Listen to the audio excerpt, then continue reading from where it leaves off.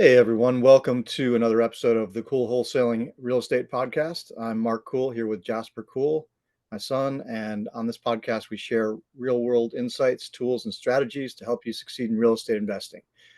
Each week you get perspectives from both of our real estate investing businesses as we share what it's like to be in the trenches day to day doing deals. We cover wholesaling houses and vacant land, building real estate, investing business, and more. Today we've got our featured topic is going to be direct mail. So I'm just going to dive a little bit deeper into direct mail and how that's worked for me and some of the KPIs and some of the nuts and bolts of direct mail marketing for leads. And other than that, we've got Jasper. Do you have a deal breakdown today? Yeah, Okay, definitely. so Jasper's going to break down an actual deal that he's closed and just go go under the hood on that. And I might run through one of our deals too, and we'll talk about some KPIs and some of our victories and challenges this week, and any tools and tips we have from stuff, victories and challenges that we've faced this week. And yeah, let's jump right in. So the direct mail, we'll just jump right into that since that's our featured topic today. I made a few notes here, so I'll grab my notes if I can find them. Uh, Direct mail is one of the ways you can get seller leads, right? So we do SMS marketing with text. We do cold calling. You can do different types of scraping on Facebook or Craigslist or various places like that. And then there's also direct mail. So that's actually sending a letter to sellers to ask them if they want to sell their property. And I've done that traditionally with a direct mail company. I think you can do it by yourself, but it would be a lot of work because you'd be, printing out a bunch of letters, folding them, putting in envelopes, putting stamps on them, stuff like that. So I don't think it's that cost effective to do it yourself. I think that the direct mail companies, because they do so much volume, you might as well just go with a company doing it. So I just wrote down a few pros and cons here that I see as far as direct mail. One of the pros is you get leads incoming, right? You pick up the phone and it's a seller on the other end saying, "Hey, I got your letter. I'm thinking about selling. Let's talk." And that's really nice as opposed to cold calling or doing SMS when you get people who are kind of suspicious when they get on the phone with you. There's something I realized as I was making notes about this is that somehow them receiving a letter for you creates a little bit of a feeling of authority. They almost feel like they're dealing with a big company that buys land, and so they have a little bit more respect or a little bit more of a perception of you as an authority when you're sending them a piece of mail. I've had this experience with people, and I didn't really think about it until I was just making notes and stuff of like, wow, this does happen. People call you up and they're kind of waiting for you to lead them through the process, not like on an SMS or a cold call, a little bit suspicious and like kind of jousting with you. So it's an interesting pro of direct mail. The other thing is you get a pretty high lead to conversion rate. Like normally, and I didn't crunch this number, but I can probably post it in the show notes. But generally, for our leads to contracts, it's a better rate than we get from SMS or cold calling.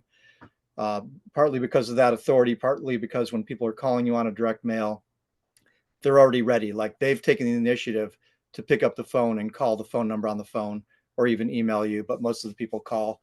So they're more motivated and ready to go. And so then your conversion rate tends to be higher on the leads that are coming in from my experience.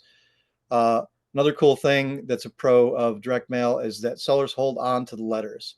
And we've had people from a campaign that we launched, one and even 2 years ago, calling us up and being like, "Hey, I'm ready to sell my property."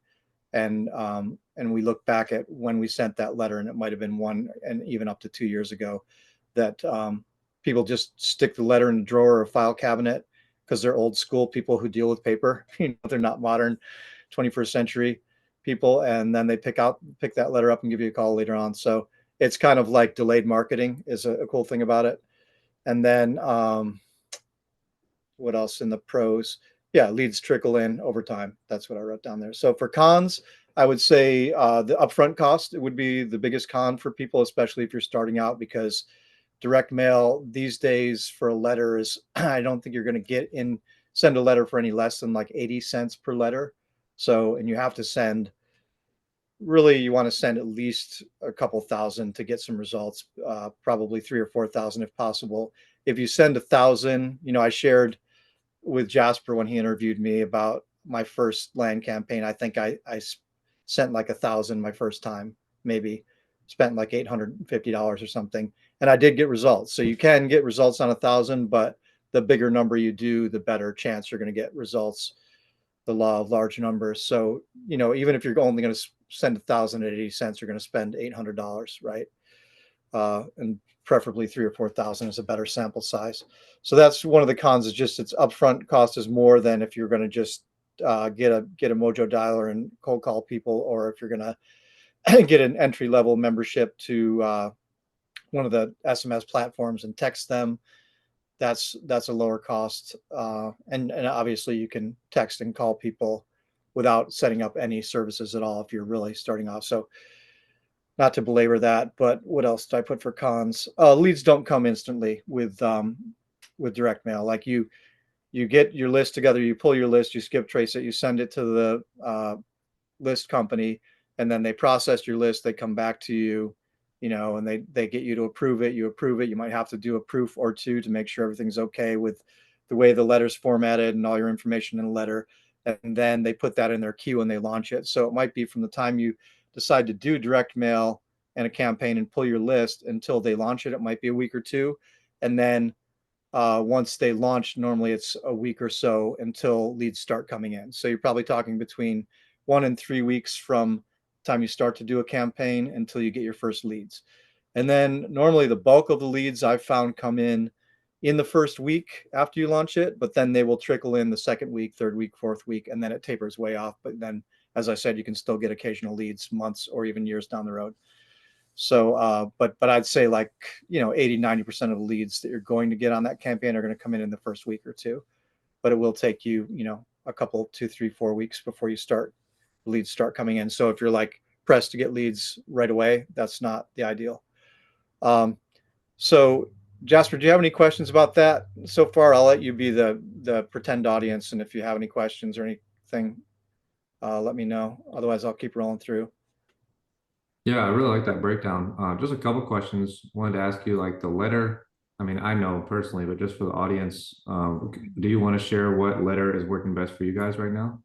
Yeah, that's in my notes. I'll roll through that later, and I think I Okay. have the proof pulled up that I can show. I don't have an actual physical letter, but I can think I can show the proof. But that's a great question. So I'll jump into that in a minute. Okay. And then how many drops are you typically doing to the same list? Like, do you send it 2 times, 3 times? Like, how many times do you remail the same list? That's a great question too, and I haven't been doing direct mail consistently since 2023. So we're just jumping back in 2025, Hmm. and I would have to dig into my data a little bit to see about that, of the list rotation that we were doing.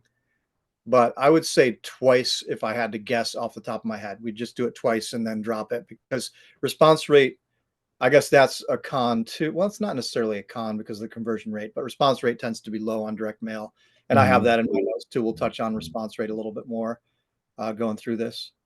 So yeah, I'd say off the cuff, I'd say run a list twice and then let it go, and Okay. then keep going. Yeah. Um, but that remains to be seen. That could be explored more. Like I said, I've got so I just a little background.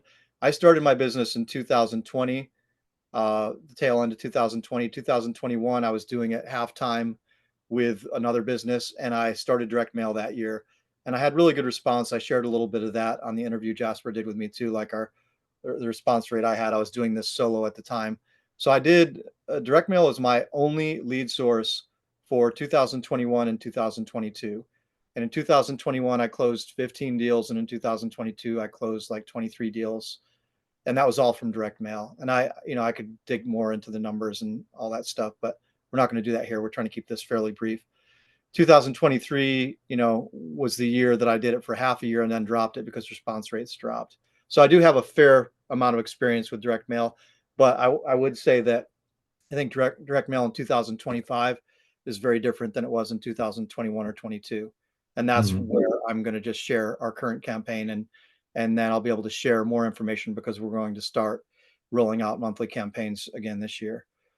Uh, And then when you're getting the leads from direct mail, are these people calling in and it goes directly to your sales team, or is it going to a voicemail and they're like press a button to speak to someone? Like how does that work when the lead calls in? that's a great question too, and the we put our lead manager's phone number direct line on the letter. So, Okay. and then we also put an email address and a website address that leads to a web form. So I would say 95% of the people pick up the phone and call the lead manager. They call the Okay. number on the thing. I think a handful of people fill out the web form. We get occasional web form leads forwarded to email, which gets forwarded to the lead manager. Also, like the web form gets forwarded to the lead manager, and then they reach out and call them. But yeah, I'd say 90 to 95% of it is inbound phone calls. Nice. That answer the question? Yeah. Okay, that's a great question. Anything else before we do the next layer of this? I think that's all I had right now. Yeah. Cool. Thanks. Those are great questions. So then I was just going to go into the numbers of our current campaign because we just launched one in February, so we can just kind of do an in real time uh, direct mail campaign. So this one is a campaign that we did this for vacant land, and we launched it. Uh, we did it in 2 drops, and this is another logistical thing about mail is depending on the number of pieces you're going to send, you want to manage it so that the lead flow is manageable for your team. So if you're solo or if you have a small team, you want to just think about how many leads are going to be coming in and how you want to split that drop. So for example, in this case, we had 4,500 pieces was this mailer, and we split it into 2 drops of 2250 each, right? And so if you're expecting in ballpark a 1% response rate, then you're getting 22 inbound leads, in that week, right? And so we're thinking of our lead manager who's already fielding 30 to 40 SMS warm leads and then dropping another 20 on top of that or so. We didn't want to drop 40 or 50 on top of what she was already managing. So that's why we split it into 2 drops. So this dropped February 21st and February 28th. And the leads did come in, sort of the way we expected. And I'll touch on the KPIs in a second. It was 445.03 pieces, 4,503. It cost us $3,742. We had a coupon code because we've been doing mail with this company for a while. So their cost prior to coupon code is 81 cents per mail piece. And to your question earlier, Jasper, the type of mail we're sending is what's called a check letter. And it's the type of letter that you would get in the mail that's sometimes junk mail and sometimes is real, which is why people open it. And it looks like there's a check inside and there's a little cellophane window with looks like there's a check there. And then you open that up and the letter says, hey, we're ready to make this a real check. It is an actual, it looks like a check and it says, we're ready to make this a real check. Give us a call, blah, blah, blah. And I actually pulled up the proof of that so I can screen share that. But then the other cost to do that list, right? We had to skip trace that, and at 6 cents per skip, which we pay, it was like $270. And then we pulled the list using this service we use for land called Priced for the check letters, because this service called Priced, which we could drop into the tools, is they will generate values for you for campaigns when you're doing like a check letter or a dollar amount offer. So that costs us a little more than our normal pulling. So I think that was ballpark 150. I couldn't get the actual number quickly when I was trying to do all this. But anyway, so our total cost for this campaign is about 4,200 in the ballpark. And then I'll just run down the KPIs from it and I'll share this what the letter looks like. We got 44 leads so far, right? This is just the second drop out 228. So we might get a few more leads trickling in. But 44 leads on 4,500 pieces is roughly that 1% that we were hoping for. So far, we've gotten 5 contracts out of that, and we got one closed at a $9,000 profit. We still have 4 in dispo out of those 5 contracts, and some of those leads were dead because they were landlocked lots. This is vacant land, and then we've got a bunch of leads in follow up. So, that ends up at a 1% response rate, roughly a little under 1% so far, but I'm sure we'll get more leads out of it. We've closed one so far. We're already at a 2.16x ROI, or, just a little over two times ROI with one closed deal, and still four more in dispo, and, a bunch of leads in follow up. So that's pretty encouraging so far. And then historically, I just went through my history a little bit, and in um, our response rate in 2022 was roughly 1.46%. So you can see that 3 years ago it was higher. And in 2021, I didn't have the numbers at my fingertips, but I remember it being 2 to 3% was our response rate. And my rep at the print mail company was blown away that we were getting that kind of response rate, but we were. So it's dropped. And then the contrast there is in 2023, our response rate had dropped to 0.5%. So it went from, let's just say 2.5% to 1.5% to the next year being 0.5%. So it kept dropping. And that's when we went to SMS full time, and we're just coming back to direct mail. And we don't need to go into whatever, an autopsy of why that dropped, but it did right now. So anyway, 1% I'm very happy with after, the 0.5% in 2023. And it could be because we switched to the check letter, and we were doing a different type of letter previously, which was called the Jack Bosch white letter, which is a letter that this land guru Jack Bosch created. And it's just really basic. Hey, interested in selling your land, whatever. But it was working for a long time. It was just a white piece of paper in a letter that looked like it was hand addressed, with a stamp that looked like it was a real stamp, and people would open it and call. But I think that's changed now. So that's why we're on the check letter. So I'll quickly share my screen, and hopefully we're not running too long on this, but let's Oh, go. this is great. I love it. Okay. We'll do a quick screen share, and we'll look at the proof that I get from the mail company. So is that popped up, Jasper? Can you see a Yes. REI? Okay. All right. So this is what they send us when we've sent them our list and told them we want to place an order. Actually, I have two things here. Let's see if I can pull this other one.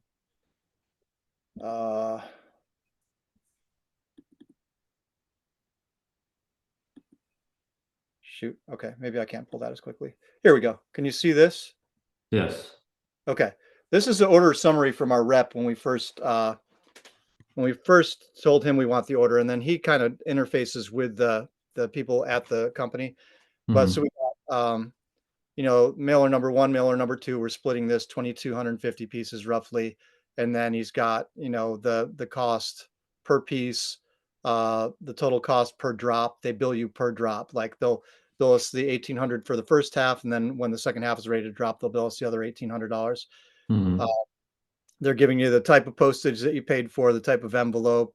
This is a check letter, so it's no envelope, pressure seal with window, all this stuff. So they give you this prior to the order. Hmm. This is what, he's confirming everything with us, right? And then we go into the people at the company. Am I sharing this window now with Yes. the proof? Okay. So then they'll send us this proof, and this is what the proof looks like. So you can see, let me scroll within this. This is the letter. So, dear Damon Cabbage Stock, my name is Creasa. That's our lead manager with I've Got Hammer Real Estate Investments. I'm writing to you because public records show you as the owner of a .11 acre property in Robeson County, and we're interested in purchasing your property from you. Blah blah blah. If you're considering selling your property, we will cover 100% of the closing costs, etc. And then here's what uh, they have a letter reference ID that they can give us. We may be able to get you even more money, but we ask that you call us today. And here's the number. And then there's her email. And I guess we didn't have the web form in this one. We just had her direct email. Sometimes Hmm. we web form. So there's that. And then here's what they open up and see, right? This is what's in the window. It's, $1,400. It looks like a check, right? And it's got Creasa signing it, and then the date, and then there's the back of the check. And oh, here's the back of the check. This is not a real check, right? And Yeah. so um, But then somewhere it says we're ready to make this a real offer. Oh yeah, it Yeah, says right thanks for yeah. ready to turn this into a live check. Yeah, Hmm. for your lot, and then down here it says we may even be able to get you more money, but give us a call, so we can talk. And that's basically it. And so we look at this and we confirm that our phone number and our email are the same. They give you a proof of your list also on this thing. So you got here is the check proof. So you make sure everything looks good to you there, and then here is the master list. And so you can open up, this would be our our spreadsheet with our master list, and you can double check that and make sure they have it formatted the way you want and that your pricing is in there the way you want it to be. This is just Hmm. dumb, but anyway, so you, we double check the pricing to make sure it's in alignment with what we actually want to be offering people. And the first pass at this list, we were like, oh, priced the service that we pulled our list through, they got it wrong. The prices are all way too low and people are going to get mad. So then we went back and told them, hey, just do 50% of assessed value, please. And so all these offers that went out were 50% of the tax value on these lots. And Nice. we got 44 inbound leads from that. So I can tell you that that works to some degree, right? And maybe we could try and get granular and do some other percentage. Price that site again has like different dials you can tweak with offer on, you know, comps for asking prices, offer on comps for solds, offer on this or that, what percentage you want to do. We just didn't want to mess with that platform forever trying to get this right. So we're like, just do 50% of assessed value, and it worked. So we might just stick with that for now. Yeah. So yeah, so that's just a little brief tour of what that looks like. And then let's see. I think I did all the KPIs on this, right? We ran through all that, the leads and everything we got from the campaign, and then my response rates and all that. So that's basically all the notes I made on this. Does that bring up any other questions for you, Jasper, about the process or any of the facets of it? Yeah, I love it. I appreciate you doing this breakdown because we're probably going to actually try direct mail pretty soon. So this is very helpful for me too. Oh, Um, one other thing. I had one other thing I was going to mention. Do you mind, or do you want to go and I'll jump in after? oh, go ahead. Okay, just companies. Which company do I use? Right, I forgot to put that on my notes. But like we've used the one you saw is from a company called REI Print Mail, and they're kind of an OG company for direct mail. They've been around for a long time. I learned of them on Steve Treng's podcast, Real Estate Disruptors, where I listened to the founder, and he's very knowledgeable. So I was like, okay, well, I'll go with these guys. And so I did all my direct mail with them in 2021, 22. And I think in 23, I also tried a company called Yellow Letter Shop, and they basically both offer all the same products. Their platforms and their interfaces are a little bit different. I think Yellow Letter Shop, you're dealing more with the actual owner of the company, and he's doing a lot of this stuff himself. Whereas with REI Print Mail, they have quite a big infrastructure, and they have a physical, location, and they have a rep or a concierge that gets assigned to you who's knowledgeable about your region of the country and stuff like that. So if I was going to compare both, I would go with REI Print Mail because I just think they're well established and their service is really good. I don't have anything against Yellow Letter Shop. We got leads from our mailer with them as well. It was just a little bit more maybe inconsistent with the communication and emails, and like I wasn't sure when things were going out and stuff like that. Whereas REI Print Mail just is more on top of it. And like when they send out your mailer, one of the cool things they do is they'll send one to you also, just so you can see that your mailer's gone out. You receive the letter, you open it up and see exactly what it looks like, and then that drop has gone out. So I think that's cool. So that's Mhm. all I've got on the companies. I think there are probably many more companies. I know I researched companies at one point just to compare with REI Print Mail, and Yellow Letter Shop was my second best option from my research, and I did a couple of campaigns with them. I liked them, and I didn't try any others. So that's all I can say about that. Nice. So is this campaign your first time ever doing this type of letter, the check letter? No, we've done the check letter previously, but I think we have done one or two campaigns with it. And prior to that, it was always the white mail. So that's why I was saying with like digging into the autopsy of why response rate fell off so far for us in 2023. Like maybe we should have experimented with a few different formats then. But at the time, SMS was crushing it for us, and we were like, why would we spend $4,000 a month on direct mail when we can just double down on SMS? And and spending money on testing direct mail, and when the Yeah. response rate dropped way off and SMS is crushing. Because in 2023, as you know, SMS was crushing. So Yeah. like we're getting 15, 17% response rate. And it's like, well, I could spend more money on SMS or I could spend money trying to figure out direct mail. So I chose the former. Mhm. So I think that,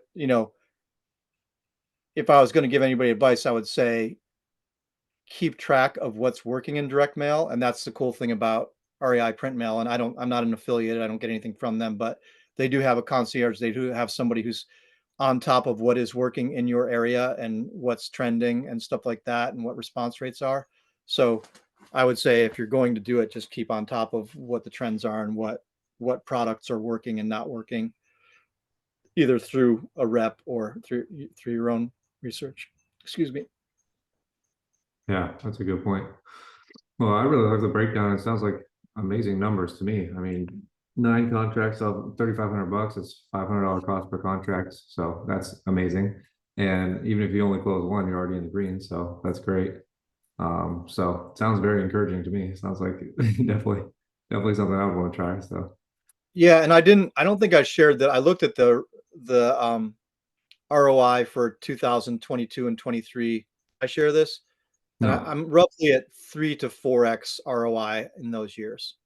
So, um, and again, it's not hard numbers, but I just looked at our spreadsheets from those years, and I looked at the overall spend and the overall revenue, and it was roughly, you know, close to Mhm. 4x. So Nice. that's based on, a year and a half worth of data and consistent campaigns. So that's pretty good information. Yeah. But yeah, Awesome. that's all I've got on that. I think we took a fair amount of time on that. Hopefully it's helpful for anybody who's considering direct mail. And that's our topic of the day. Do you have any last thoughts or questions about that before we move on, Jasper? No, but I really love that. I think that's going to be super helpful for anyone else who's interested in it. So thank you for breaking everything down. I appreciate it. Yeah, sure. And we can probably clip that and put it out as a shorter video too. Mhm. Uh, all right, cool. So we got that, and then normally we'll do some deal breakdowns and KPIs. So you said you did have a deal you were going to break down today, Jasper? Yes, Are you ready to launch into that? let's do it. Yeah. Well, we just decide which one to break down, which one would be more interesting. I think it'll be this one. Nothing will top the one from last week. That was pretty insane. Um, but I'll just share the story of this one we closed this week. So I realized last week I didn't share like the data behind it. I don't know if people like that, if it's just boring, but let me share that real quick for this one, just in case it's like interesting for people. So this deal we closed this week was in Rougemont, North Carolina. So actually my first one ever closing in that city, which is in it's in Person County and Durham County. So this property was actually in Durham County. But anyways, we got this from a campaign, which was an SMS campaign we launched in January of 2024. And it was just a Durham, like kind of broad campaign to try to kind of get all the people in Durham that we don't have already. So that was the campaign, SMS campaign in January 24. And then we got this lead in August of 2024. And it was a pretty hot lead. She had inherited this property and it was just a single family house, but she inherited this property and it was in pretty rough shape. I don't know who was living there before, but it was kind of just like looked like a hoarder house. There was stuff everywhere. It was, not really habitable at all. And so, anyways, we went under contract with her, and then we found out very, very soon after that because of the way she inherited it, it was going to be a super tricky deal. And so, anyway, we had started marketing the property before we knew that, and we got a buyer locked in. And then the attorney got back to us, and she was like, "There's this, and all these issues, basically." And so we reached out to an estate attorney that we work with often, and even he was like, "Man, this is like a really hairy, situation. Like, I don't even know if we can figure this out." And I was like, "Oh my gosh." Um, and so, anyways, at that point, we were still trying to be optimistic because he was like, I'm going to look into this. I'm going to, reach out to the seller, try to put together a family tree, and I'll get back to you, basically. And we're like, okay. And so we reached back out to the seller and we're like, hey, this is a situation. And because we're very familiar with these air situations, we just told her basically like, we're happy to cover this for you because there's going to be a cost involved. We're happy to cover this for you, but we are going to need a price reduction kind of to account for that because this is going to cost anywhere from 3 to 5 thousand, maybe sometimes even more. And so, anyways, thankfully she was on board with that, and so we ended up getting a little price reduction with her, and she was like, "That's fine." And we just got kind of an agreement signed, which I recommend if you ever do this, I recommend getting something in writing. So we just got kind of a simple amendment agreement signed that says, "Hey, the buyer is going to pay for these estate fees on the seller's behalf."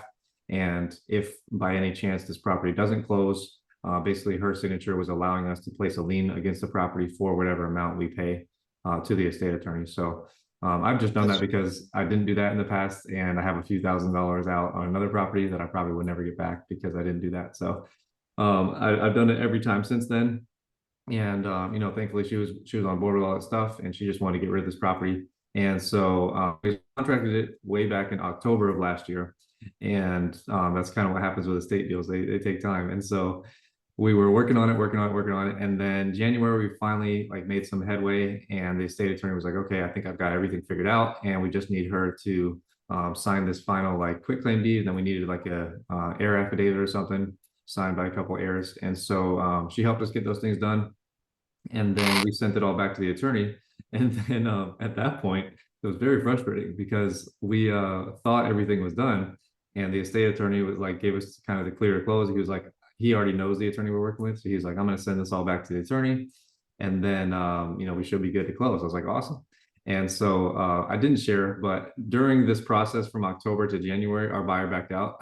So so that was awesome, but it was actually a blessing in disguise for us. We ended up, remarketing the property in January, which the market is actually better, this year than it was last year, at least in my markets. And so we got, I think it was just 2,000 extra, but still 2,000 more dollars than we had before. And that was a win. So we sold it to a new buyer in kind of like mid to end of January. And then this buyer was ready to close. He was all cash. He was ready to roll. And I thought we were going to be able to close it like, first week of February. And here I am sharing this story in mid-March. So basically March. from then until now, when we close it this week, the attorney's office was just totally giving us the runaround. It was really frustrating. And I'm thankful for it because now we don't work with them anymore. But if it wasn't for this, we might, still be working with them. But it was just awful. Like I'm looking at my podium now, but it's just like me and then my transaction coordinator that I hired, we're just following up with them every single week, multiple times throughout the week. And they're just like giving us absolutely nothing. It was really weird. Like I've never had this situation with this attorney before. And they just kept telling us like, "Oh, like it needs to be reviewed by this person." And then we'll reach out to that person. They're like, "Oh, well, I just reviewed it, but now I need this person to review." And it was like really weird. I don't know. So I don't know if they were just busy, if they like were mad at us or whatever, but we ended up from getting the clear to close from the estate attorney in I think it was literally like the 31st of January to closing it was almost 2 months later. So that was that was really frustrating. But thankfully the seller was, okay to wait that long. She was a bit frustrated as well. But she was patient throughout it, and the buyer, was fine as well. And so we got it closed this week, and then she got her funds not the same day. It took like two days for her funds too, which is another difficulty with this attorney. But we got all closed, and then on top of all that, once she did get her money, she left us a great 5-star review. So that was awesome. That's great. But yeah, that was the story. So we launched this campaign in January of 24, got this contract in October, and then what's that, like 6 months from when we got a contract to when we finally closed it. So You that was sold it shortly after the contract, right? Sold it in October? Yeah, we sold it like I think a couple of days after, but then that first buyer backed out in January. Once we got the initial clear to close, I reached out to the buyer. I was like, "Hey, like we clear to close." I thought we were, and I was like, "Can we close? I don't know, like next week or something." And he was like, "Oh no, like my lender said he's not going to lend on this, so I'm backing out." And my mistake in this, like I should have an additional $5,000 on this deal, but my mistake during this was that during the estate process, because I've just dealt with so many of these, and unfortunately, a lot of them don't ever close. So my mistake, which maybe it wasn't a mistake, but during this process, I told the buyer like back in December, because really it didn't really look good. The estate attorney was like, "I don't even know if we're ever going to close this. Like these are all issues, and like these heirs, I can't even find these people. Like I have no idea where they are, and the seller doesn't know where they are, all this stuff." And so at that point, because in all of our buyer contracts, it's like, hey, your deposit is completely non-refundable unless title's not clear, then it's refundable. And so in December, when I got that news, I reached out to the buyer and I was like, hey man, like I'm sorry, I just don't think we're gonna be able to close this. So if you want, I'll just send back your earnest money and I can just let you know if we ever, come around to being able to close it. And so because of that, he just backed out. And when it was time to close. But like I said, it Yeah. ended up being a win for us because we got a couple thousand extra from our new buyer. So, but I guess the lesson there is All to those maybe stress not of re. having to resell it. What's that? There's that stress of having to resell it though, of like, Yeah, a barrel all of a sudden and on the hook with the seller and spending the money on the estate, and then yeah, all of a sudden you got no buyer and you have to hope that you do get another one. But fortunately, it worked yeah, out. exactly. So yeah, so next time, I mean, I would share for anyone listening, maybe don't refund your buyer their money unless they specifically ask you for it. Then obviously that would be fine since the title's not clear. But in that case, like, yeah, I probably wouldn't have done that. But overall, it was still a win-win. It was just a difficulty with getting it closed at the end. But yeah, That's a good one. Yeah, and it's probably another topic we can touch on more on another episode too, as a featured topic. Is just going deeper into estate, you know, uh, yeah, deals with estate issues yeah, because we've had a fair number of them, and just how to tackle them, how to go to bottom, and yeah, the nuts and bolts of that. But yeah, yeah, thanks for sharing that. It's a good story.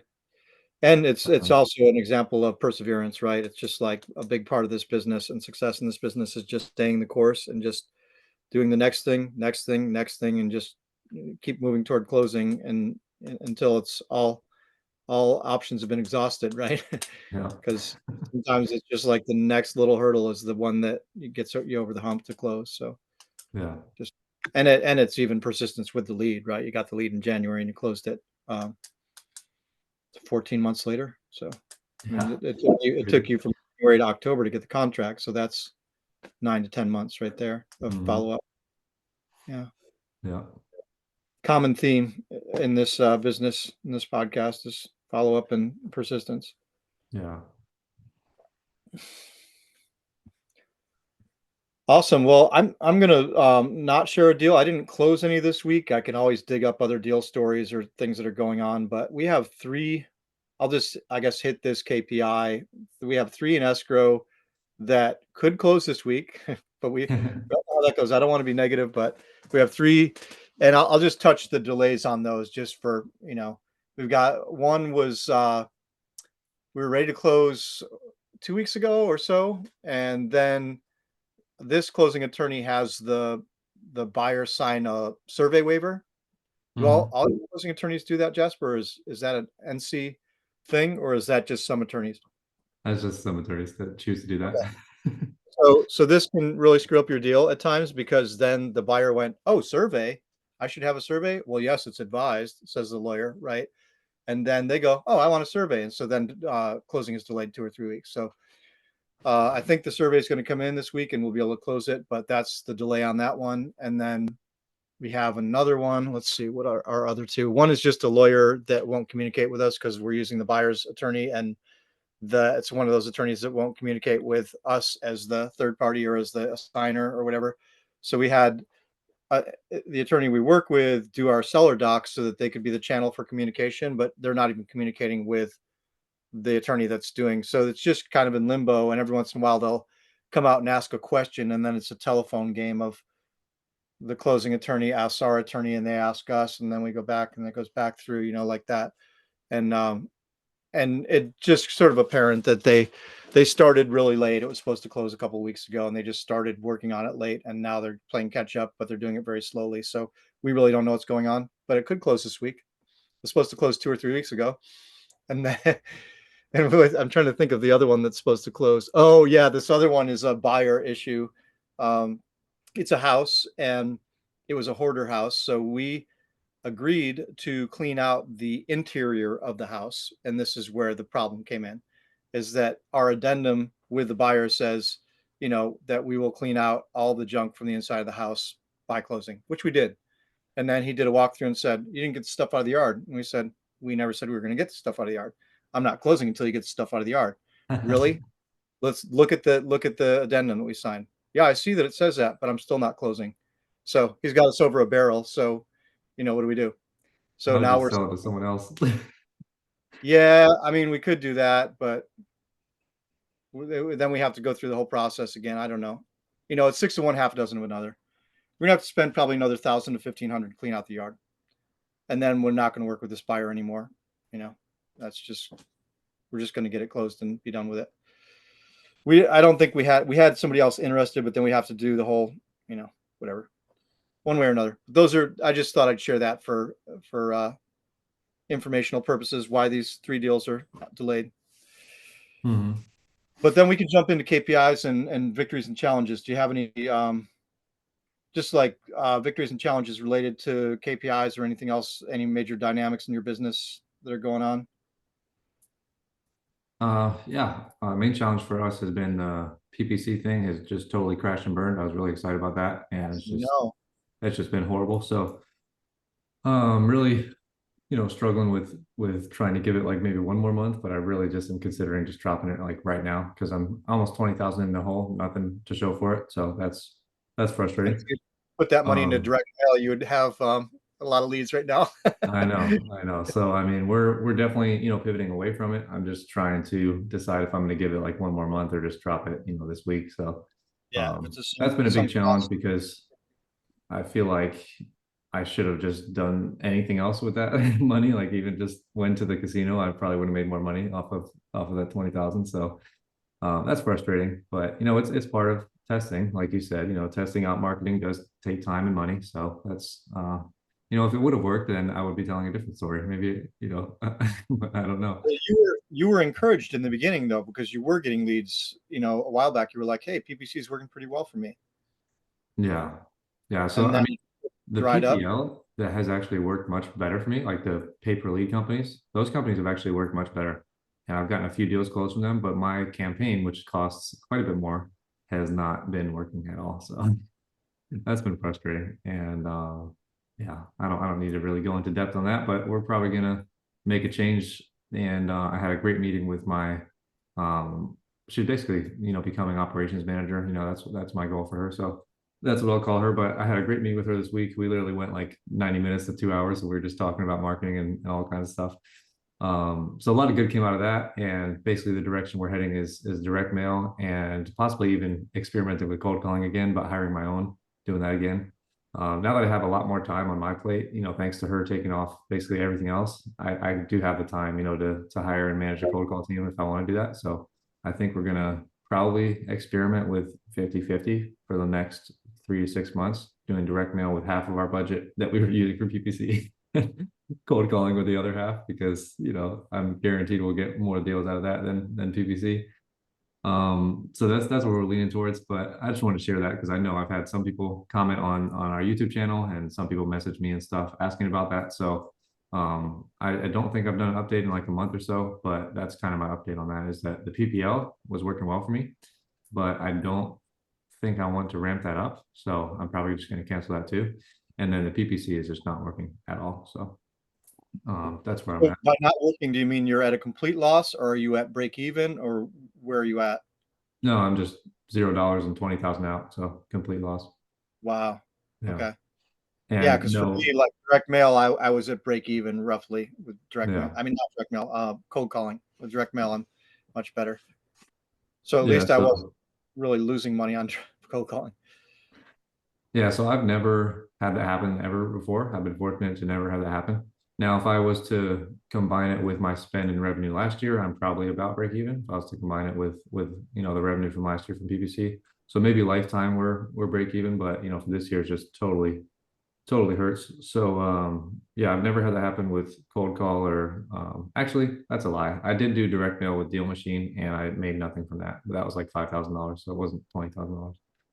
Um, but yeah, so that's where I'm at with that. But otherwise, in terms of victories, like I said, that was a great meeting that I had with my operations manager. I'm really excited to have someone that can like give me feedback like that and just help with stuff like that. It's really nice. And so she's just been amazing to work with. I'm really happy she's on the team. And we broke our record for closings in a month. We've never closed more than 10, and we just closed our 11th in March. So that's super Nice. exciting. Um, Thank you. And so that's a huge victory for us. And then this week we sold two deals, which I thought would not ever sell. So that was really a victory. One of these deals, one of these deals, if you search it up on Google, it says something like profane, but it says something like one of on Google Maps, it says something like one of blank names. I won't even use the word, but one of blank names women like lives here. And so I thought that was hilarious. But we you can kind of read between the lines, but we sold that deal and the one next to it with the tenants who are drug dealers and are not paying. And those are the seller's words, not mine. But we sold both of those deals this week. And we sold another deal in Durham, which is a similar situation, but not quite as bad, where the tenants are just not paying and they haven't paid in years. And so we sold both of those this week. And so that was a victory for me, just to get those closed. Nice. Or sold, not closed yet, but hopefully closing next week. That's awesome. Yeah. And then my third deal that we sold this week was the deal I listed on MLS. So that was exciting. We went under contract on that one in 5 days. So that was pretty quick. Um, and yeah, it's a good experience overall. Hopefully we can close it. You know, obviously MLS closings are quite different and longer. So there's always a lot of things that can go wrong, but we'll see. So with a seller, you have to get the seller to sign that MLS, right? No, I just bought it and I fixed it up a little bit and listed Oh, it. okay. Okay. Yeah. Yeah, I was thinking you were posting a wholesale deal on MLS. Yeah. Yeah, so that was encouraging and definitely makes me want to do some more of those in the future. So, yeah, hopefully that one will close out smoothly. But Nice. that's about it. It's been a slow month for us contract wise, so that's been a challenge. But that's partly because I'm spending so much money on PPC that I should be spending somewhere else. So we've gotten like 10 leads this month from PPC, and half of them are not even real people. So, but yeah, That's too yeah. So, anyways, that's kind of my recap. Looking back bad. on All it, right. like just to share with people, I would recommend if you have any sort of technical know-how, just do it yourself. Because I guarantee if I was to spend $20 or $20,000 myself testing out Google and trying to learn it, I would have learned it much better than this agency. So that's been Just like frustrating. analytics and stuff and just go Yeah. in. Yeah. I mean, it's like it's daunting, but it's kind of like he who won't be named says, like a lot of people put off their first hour of something that might only take them like 5 to 10 hours in total to learn. And so that's kind of what I did here, where it's like I instead of putting in the time to learn, I just paid this agency and now I lost a bunch of money. And so instead of doing that, could have just spent probably one weekend and probably deep dived on Google Ads and probably learned it, or at least learned a little bit of it, you know, so enough to probably get leads. Um, Yeah. and so that's what I'd recommend to anyone else.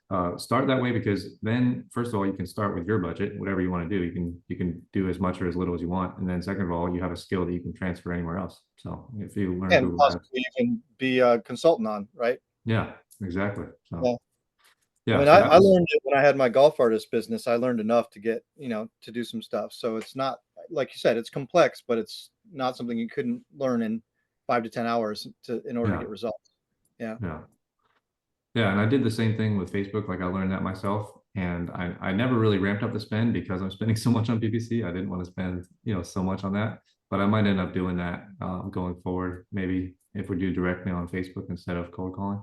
But I'm pretty much sold on direct mail, so hopefully I'll have an update for everyone in like 3 to 6 months. I'm sure it'll be much better than PPC, but we will see. Yeah. So yeah, Thanks for sharing that. Yeah, I think that's a great point. Is like, I mean, once you own a skill, then you own that skill, and you can use it to leverage yourself to make money, and also to teach other people and make money as a consultant or a coach, or you know, create a service like these people you're paying, yeah. if you get really good at it. But it's a great point. So thanks for checking in. That's some good stuff. I guess I'll do a brief rundown of my business. You're all through. You got anything else? Oh, what's that? Okay. Thank you for that. And so I'll just go KPIs and victories and challenges briefly. We got 6 contracts this week, so that's That's a big one. awesome. Yeah, it was a big week. We had some slow contracts January and February month wise because we had an acquisitions person was underperforming, and we left too much up to them, and we shouldn't have. So then I jumped in, and I've been trying to help get contracts this month. And so between me and the lead manager, we've gotten 10 so far this month, and That's we got awesome. 6 this past week. 6 came. 2 of them were ones we were expecting, but they didn't come in until this week. But anyway, 6 That's this week, huge.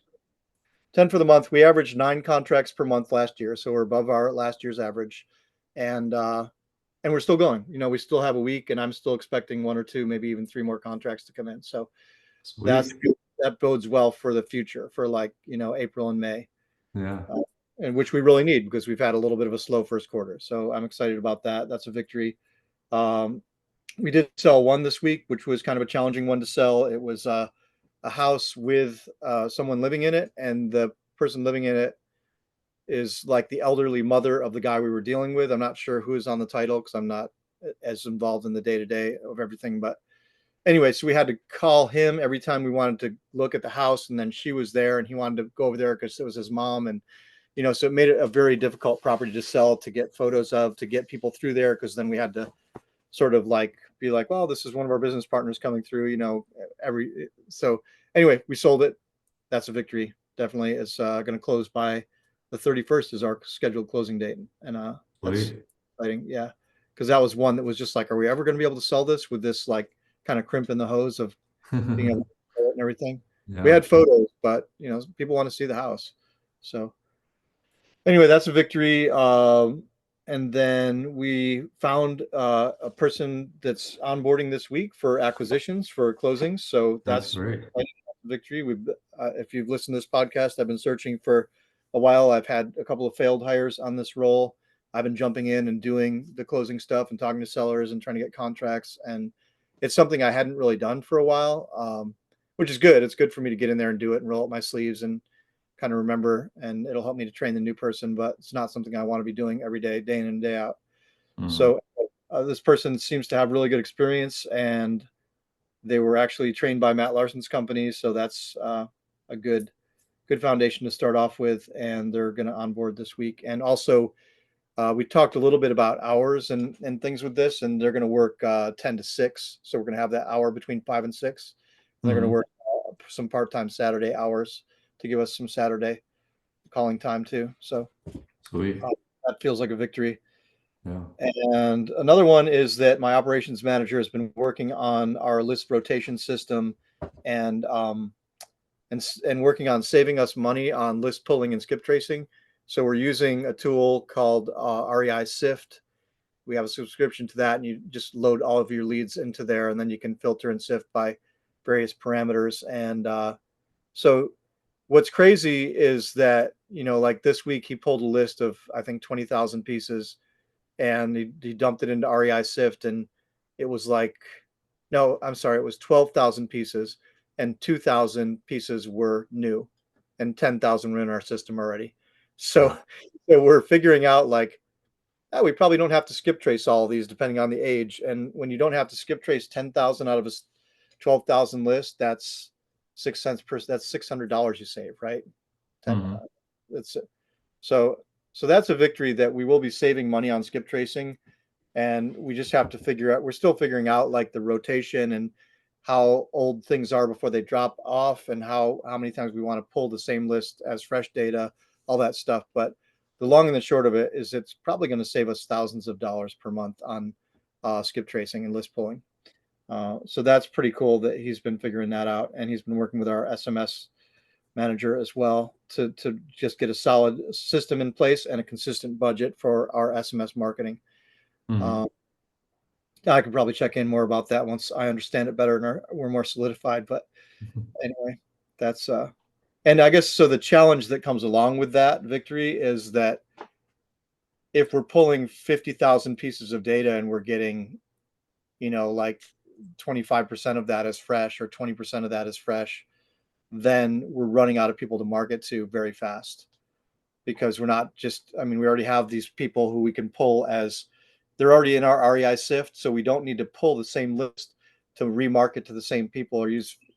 Anyway, I don't want to go down a rabbit hole, but it makes it so that we're like, are we going to expand into other counties? Are we going to go into another state? Or are we going to employ different strategies and start to go more full bore for houses, which we don't generally do, or look at doing more sub two deals, or what are we going to do to broaden our pool of leads if we're going to stay within our same, because we're in like 25 counties roughly. Um, so that's a challenge that comes along with that. So we're Yeah. working. But yeah, I think that's it for me, as far as just a business recap. And then any tips, tools, and I guess I'll segue into that because I just talked about REI Sift. So you can do this kind of thing. You can dump all your leads into REI Sift and then really be able to filter stuff and pull a list and then scrape it or scrub it across your REI Sift before you skip trace to save yourself money. So you can do that. I think he was doing that also with Mojo Dialer. Don't they have a feature like that too? But it's just Hmm. not as it's not as doesn't have as much capability as REI Sift, but you can do that kind of thing and save yourself money if you want to.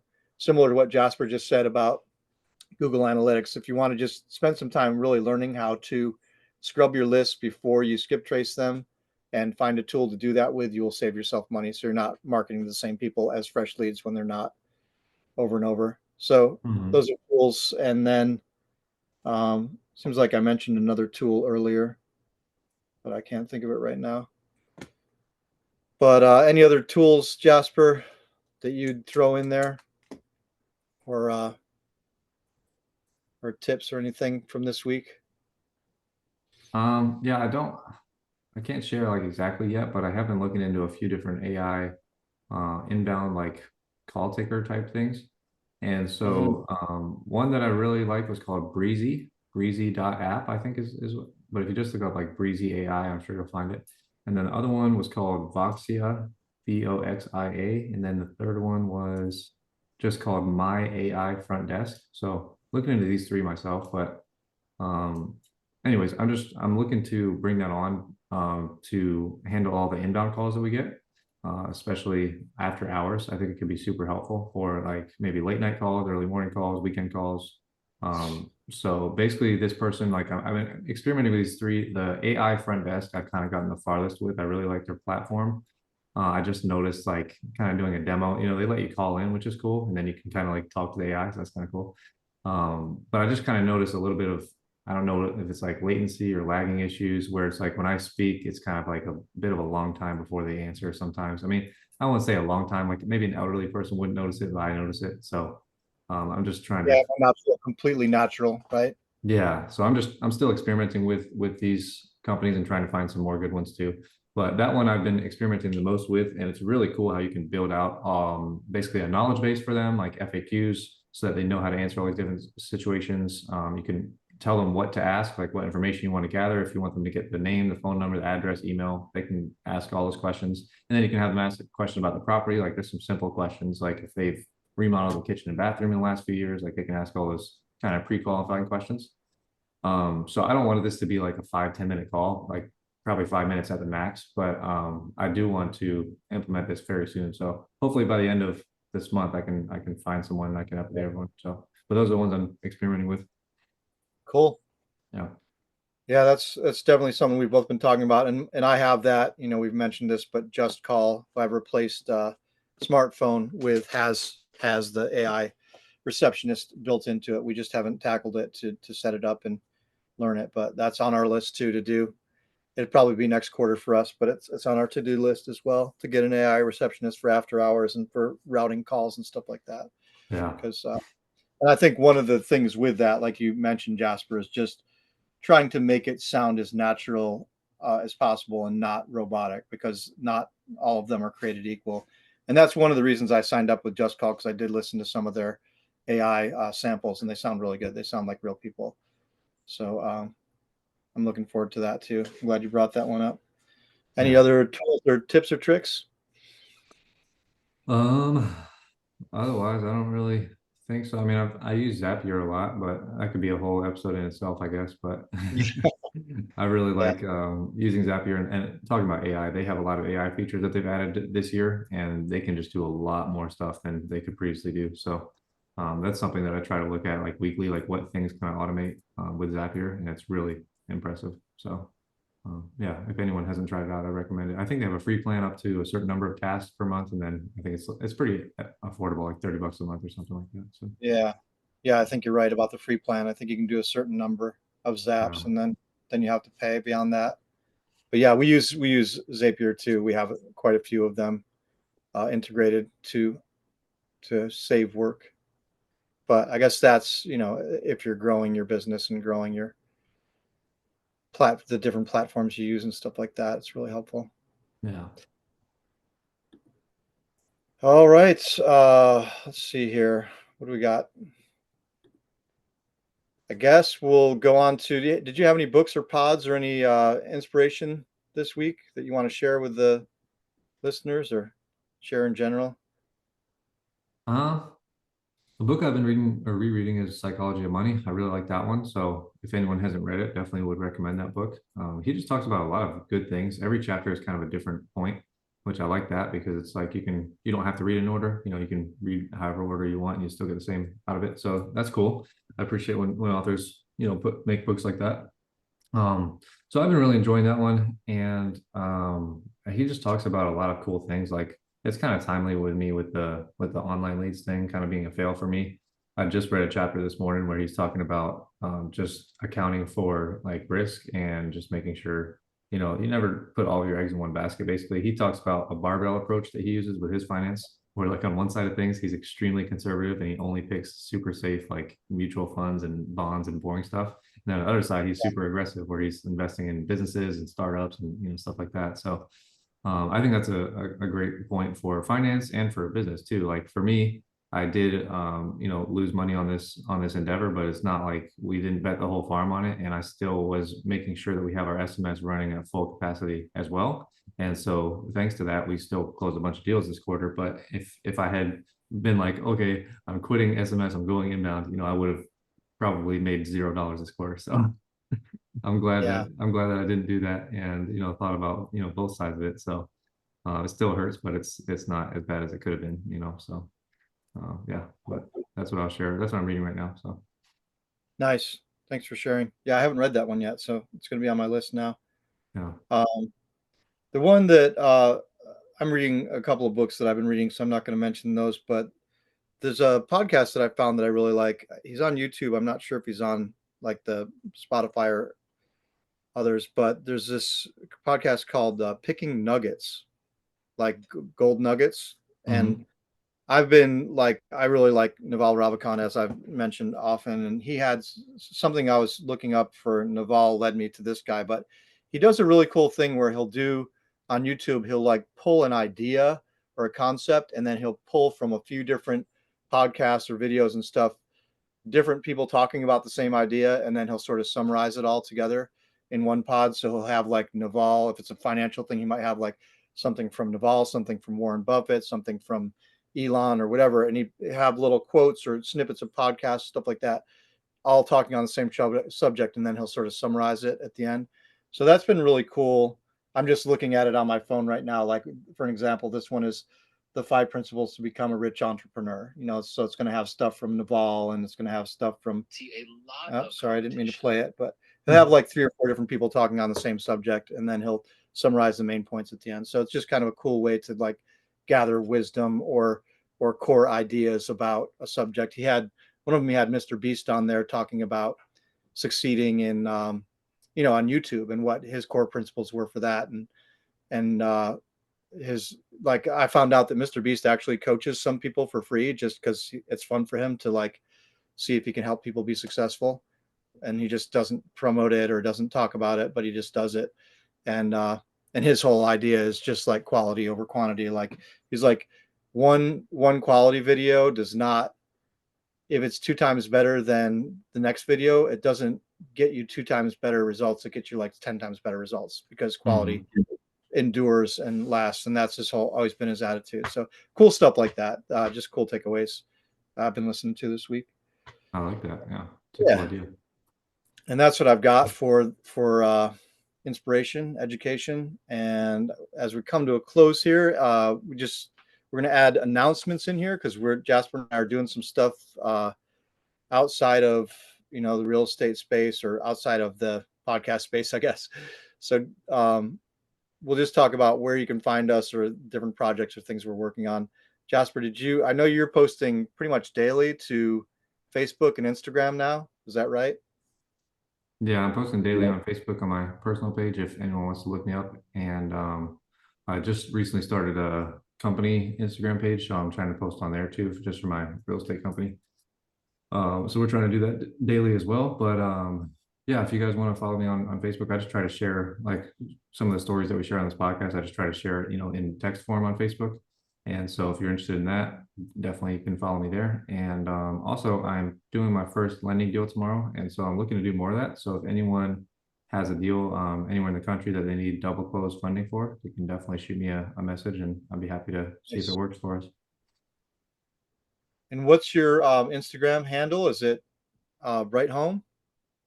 Yeah, for the company one, yeah. But yeah, for me it's just my first and last name and then underscore after. So Jasper Cool underscore. But if you go on either one, you'll find the other one, I'm sure. So Yeah, and then if people want to do lending with you, they would just reach out to you on Facebook or Instagram. yeah, absolutely. And you have a Facebook page too, right?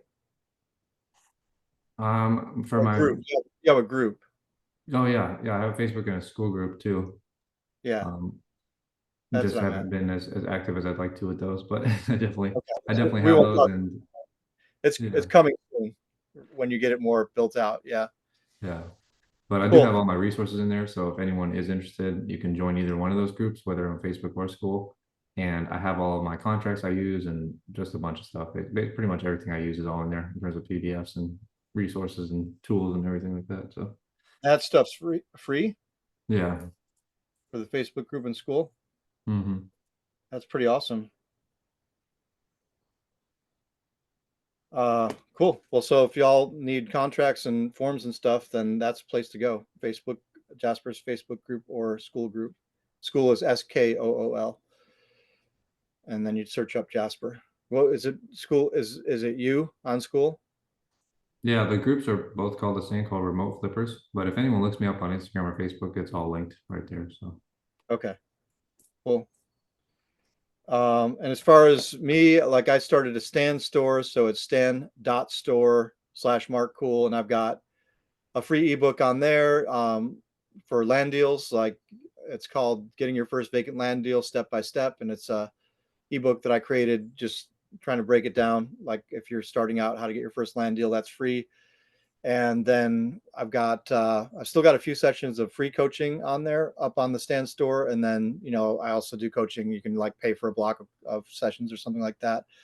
And I'm going to launch a website coming up here soon with, it'll just be similar to what Jasper's doing on Facebook. It'll be articles about various facets of things that we talk about on the podcast, but, maybe I can deep dive a little bit more on text or in the text format of like owner finance deals or subject to or land deals or marketing or whatever, just deep dive on some of those things. So that's coming soon.